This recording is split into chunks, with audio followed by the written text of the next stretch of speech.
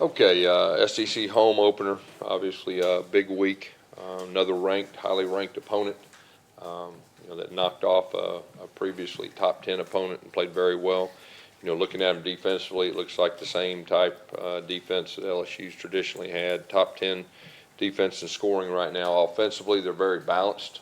One of the more balanced teams in our conference right now. So, obviously a big game. Anytime LSU and Auburn gets together, it's going to be big. And then, of course, obviously home opener in the SEC West. A couple updates. Aiden Marshall has left our team, decided to do something different. Obviously, Aaron Sipos will be our starting punter now. We feel very good about Aaron. Feel like he's done a good job. Ian Shannon will come back and will be our backup punter moving forward the rest of the season. A couple updates on some guys that got banged up. Driscoll, Horton, Darrell Williams, and Slayton all will practice today. We'll see how that goes and see how things progress throughout the week. Will Hastings and Eli Stove, we do expect them both to play more than they played last week and get another good week of practice under their belt full speed and go from there. So overall, like I said, I know our guys are excited to be at home in the SEC opener and playing a very good LSU opponent. Questions?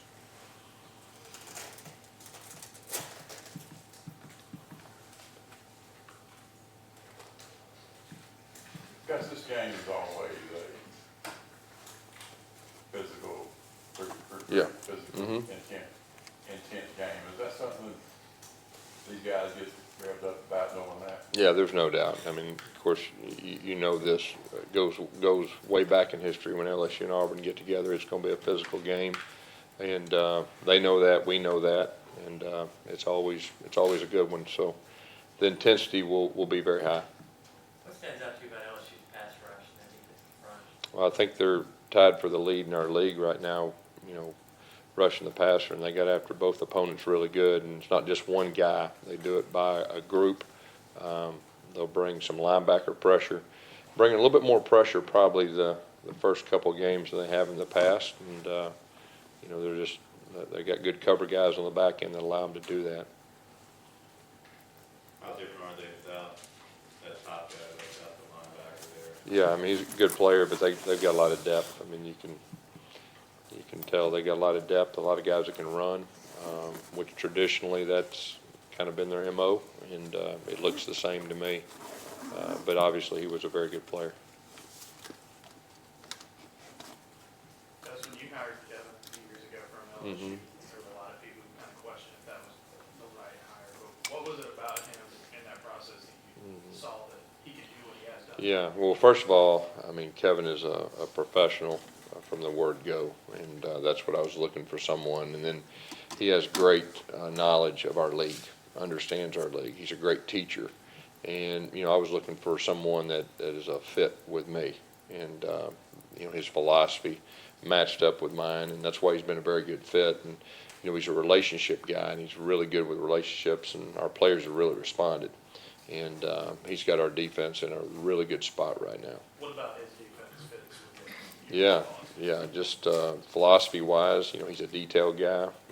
He's an organized guy, and he lets our players play. He lets them play, and he's very good with scheme.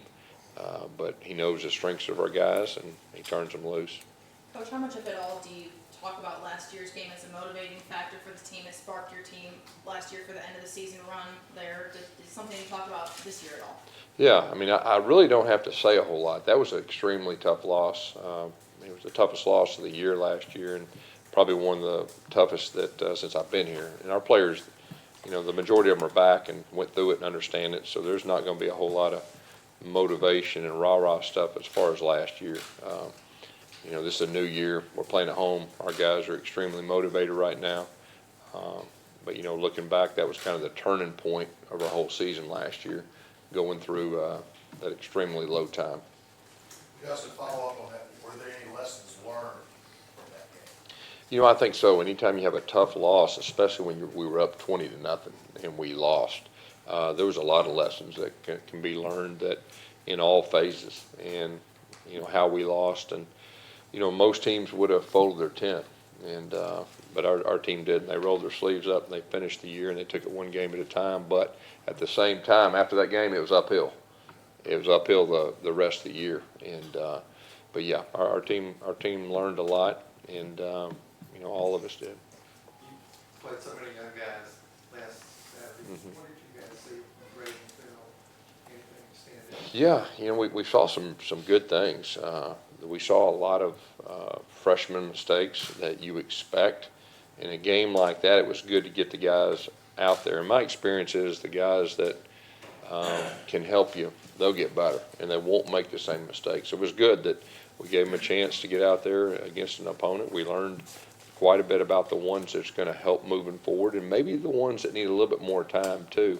But it just kind of confirmed we got some talented freshmen, guys in this class, and I think you could see that. We just got a hold on the football. You got a hold on the football. That's probably the number one thing that stood out to me with the young guys, as far as that goes. Gus, how close is Court Sandberg to being able to compete for the backup job where you put him in his He's getting better every day. He is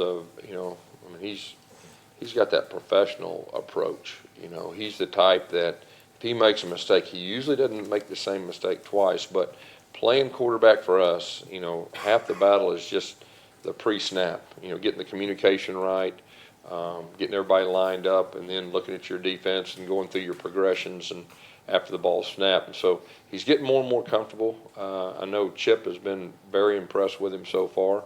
And so I think it's kind of one of those deals, week by week, you'll see him get more and more comfortable, as far as that goes. And then Malik, he's got a lot of experience as far as being with our ones, being with our twos. Our expectations are extremely high for him if he gets in there.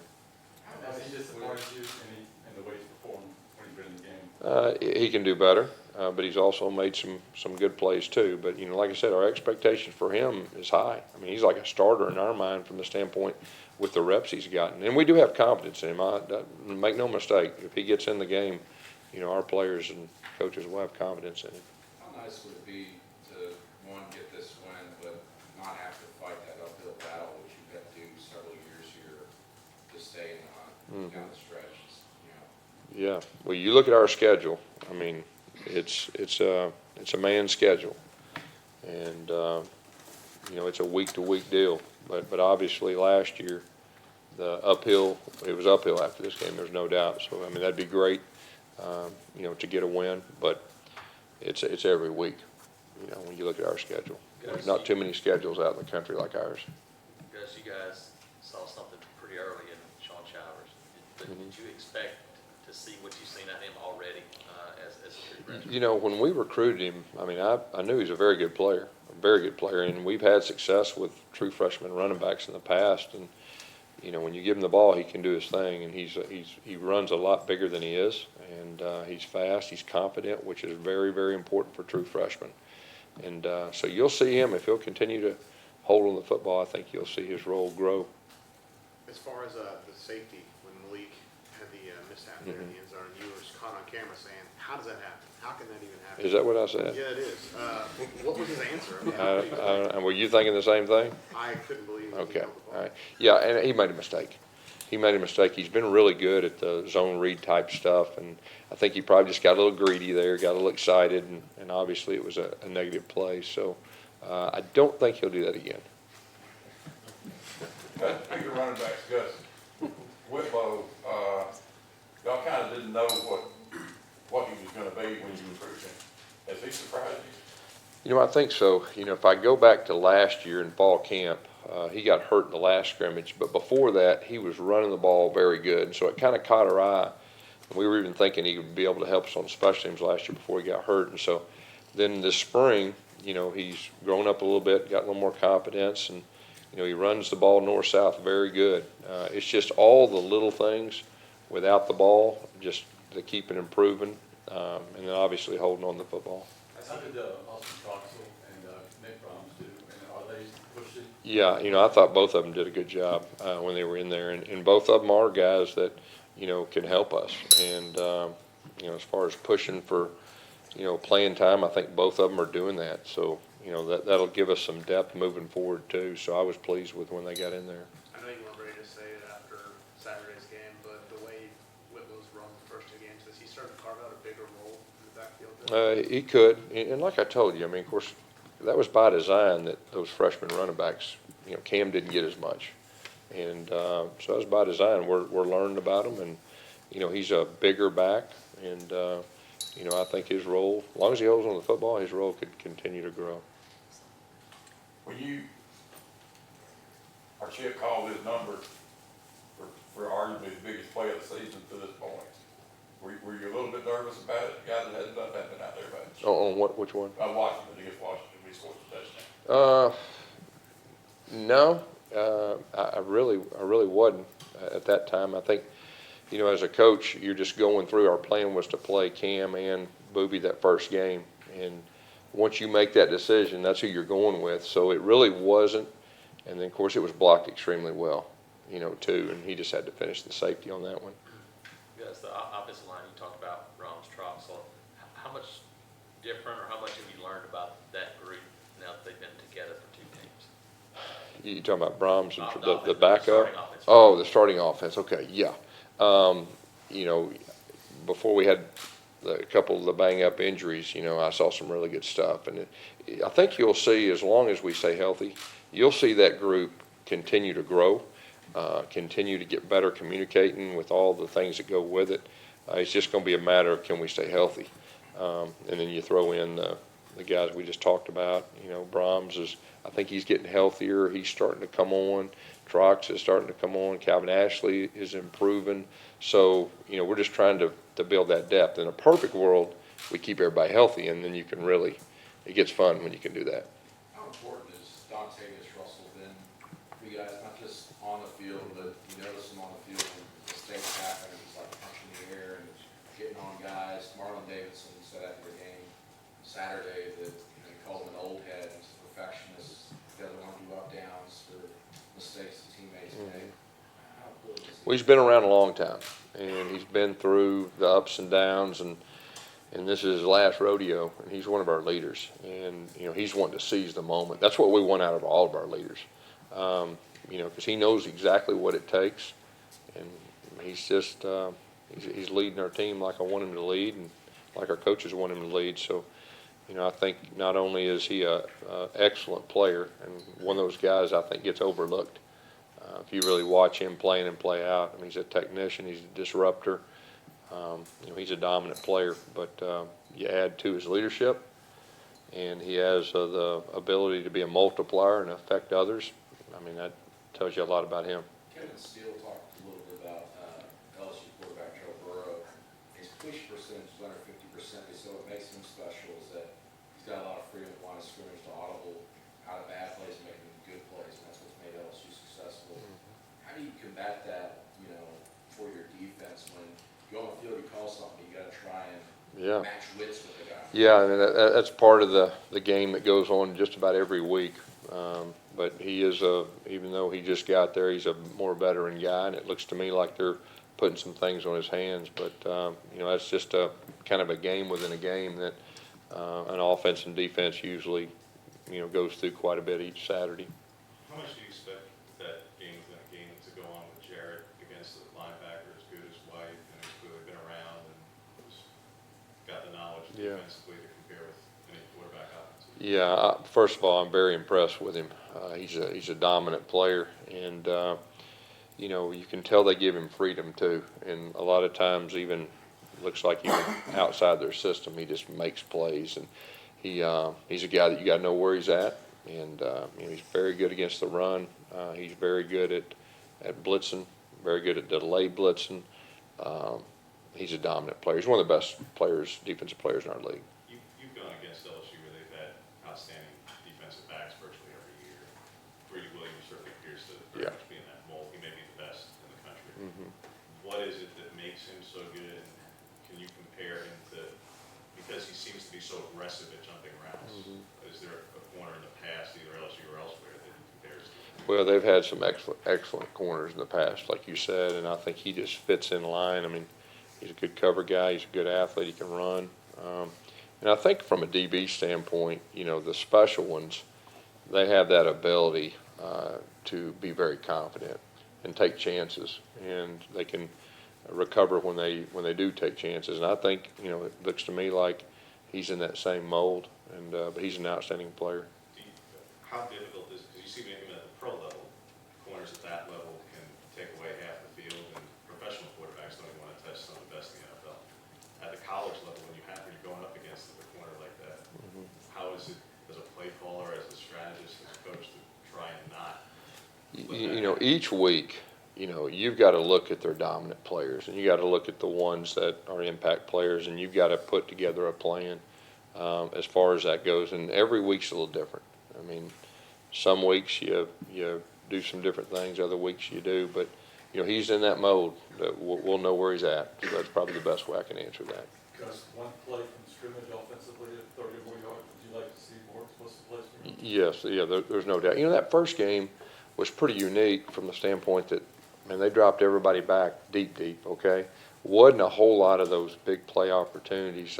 Then last week, you know, we had a couple big plays that were good. But, you know, when we're at our best, we have those explosive plays, especially when you're playing against quality opponents, you know, that you have enough big plays to generate points. And so, yeah, we would definitely like more. When I talk about Schwartz, obviously he's extremely fast, but are you surprised at how refined he is as a runner? Because like in the Alabama State game, he went fast when he had to, but he slowed down when he needed to as well. Yeah. A lot of young guys don't do that. You know, yeah, he has impressed us. You know, he really wasn't here the majority of the summer because he was running track, and so his first really getting to know the offense was in fall camp. So the way he's progressed, he's a very smart, you know, football player. He understands. He's good with the ball in his hands, and you're exactly right. Some speed guys just, but he made a couple cuts and made a couple guys miss, and you know, he's going to give us the flexibility to do a lot of different things, I feel like, this year. You know, you ran that reverse into the boundary with him, which tells me, I mean, obviously anybody that fast, you put him in the field. Yeah. But you must have had some confidence that he could do what he needed to do. Yeah, you know, it's kind of like one of those things, too. That game gave us a chance to play our freshmen, not just him, and see what they could do. And like I said, some of them were very, very impressive. Some we feel like we need a little more work with, but, you know, he did some very good things. What do you see from LSU's running back, Nick Rossett? Obviously a first-year starter, but a guy that Kevin was pretty familiar with from his time. Yeah, I mean, they always have a really good running back, and he looks like he fits that mold from the guys they've had in the past. So, you know, they're going to run the football and try to be physical, and their running back's a big part of that. Yes, what did you, talking about those freshmen, how valuable was it to be able to not have to say, I don't want to play this guy Oh, yeah. because we might want to redshirt him. Be able to just put him out there anyway, Oh, yeah. knowing you can still redshirt him. Yeah, but it's big time because you can get information that you need to see, yep, they can help us. And a lot of times, too, with freshmen is not just help you on offense and defense, but help you on special teams. And so it gave us some really good information as far as that goes, because you never want to waste your eligibility on someone just for a few plays. And so it gives you some time to strategically say, okay, yeah, it's going to be valuable for him to continue to play, or hey, let's go ahead and redshirt him. So I think it was a game like that was very valuable to let those guys play. Gus, I know you Games keep at home last year, obviously, but you managed to beat your SEC teams by 24 points or more on average. What is it about playing at home compared to the road in the SEC for your team over the last year? Well, I think most teams are probably going to play better at home than they are the road, but you know, we have a very big advantage with our crowd and our stadium and our atmosphere, and our guys play well at home, and we need to continue to do that. You know, I think we've got 13 in a row, and we need to keep building upon that. I know Stidham hasn't lost a fumble, but he did fumble twice against Washington. The ball security still seems to be there. Is that something, how do you address that in practice? Is it on your mind? Yeah, no, I've got a lot of confidence in Jarrett. You know, on the one play he was trying to make a play. It was close to being a incomplete pass, but he's well aware of that. He has greatly improved in that area, and we have confidence in him. Guys, understanding it's a very small sample size, and the first week was against a very good opponent that you mentioned was dropping in the zone and the red zone stuff. But when the red zone statistics are pretty tough right now offensively, is that a concern to you? Yeah, you know, really, I think it's more of the first game. is probably the biggest thing. Last week, I know one time we ran the same play 4 times in a row, at the very end. So it was more the first game, and it's kind of what they do. But we've got confidence. We've always been really good in the red zone, and we usually try to run it in too. But, this year we got the flexibility to mix it up, and I know that Chip will have a really good red zone plan the rest of the year. You guys have, Sherwood and Smoke being what you thought they would be? I think so. Yeah, I think both of them they're not playing like freshmen. Got one more in the back. Gus, I know you're pretty good at keeping an eye on the weather. Do you have any plans or preparations if that storm kind of comes this way over the weekend with practice? Yeah, not yet. As it gets closer, we'll, if we need to have a plan, we will. But no, I hadn't got there that yet. Very good. Thank you. Okay.